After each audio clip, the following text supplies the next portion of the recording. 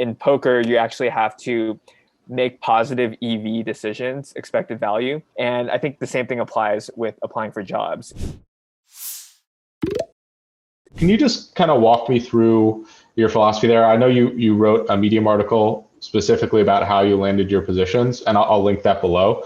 But I'd love to just get it kind of from your mouth, why you decided to organize it, how you've done it, and where you picked up some of the philosophy that you've developed over time. Yeah, so I actually picked up a lot of the philosophy from playing poker because one of the things in poker is that you can make the right move, but you can still lose money. But the idea is that as you kind of make more and more of the right decisions over time, you're going to actually make money. It's basically the law of large numbers in statistics. So that I actually kind of took that mindset and applied it to the job hunt, because when you're applying for jobs, it's actually very similar in the sense where whether you get an offer or not, that's kind of out of your control. For example, let's say I crush an onsite, but then somebody behind me that I'm competing with just happens to have a PhD in statistics with tons of years of experience. There's no way I can compete with that. And that's pretty out of my control.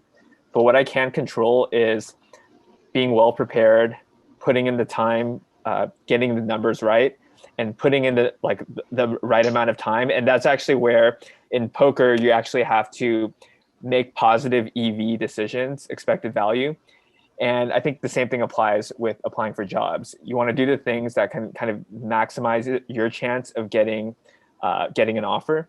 And that's kind of how I approach looking for jobs as well. Awesome. I think something really important there is you're taking a lot of pressure off of yourself, because there are so many things out of your control. Your resume might just get put in the wrong pile by accident.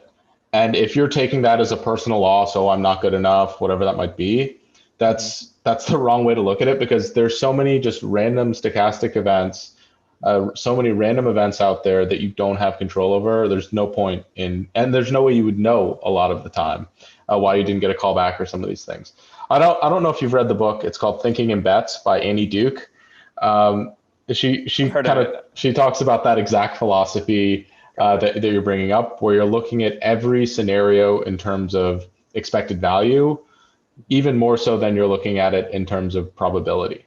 And I can't express to you how much I love that mindset when it comes to the job search, because I think that is something that everyone should strive for. But currently, from a lot of the people I've spoken to, it's a very uncommon approach to take. I talked to the guys over at Sharpest Minds, and they're saying that the average hit rate of a resume drop to get just an interview, to get a phone screen, is between 1% and 2%, right? And that if we're thinking about it, you have to apply to 50, 100 different positions via resume drop to get that first to get one interview.